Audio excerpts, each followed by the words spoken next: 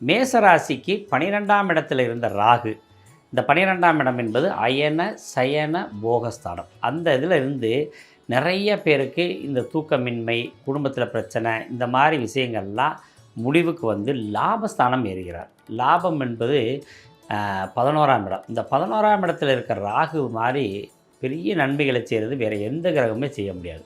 ஏன்னா பாவ கிரகங்களில் ரொம்ப வலிமையானவர் வந்து ராகு.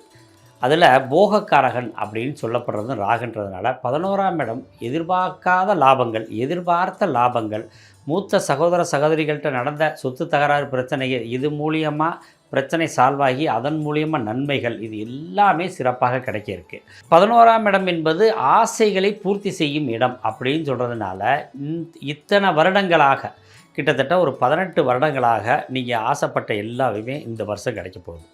வெளிநாட்டில் போய் தங்கி இருந்தோம், இந்தியாவுக்கு வர முடியாமல் இருந்தோம் அப்படின்னு சொல்கிறவங்க இந்தியாவுக்கு வரக்கூடிய வாய்ப்புகள் கிடைக்கும். நிலம் வாங்கணும், சொத்து வாங்கணும், இந்த மாதிரி ஆசைகள் நிறையா இருக்குது. இது பூர்வீகத்தில் வாங்க முடியுமா அப்படின்னு நினைக்கிறவங்கெல்லாம் பூர்வீகத்தில் வாங்குவாங்க.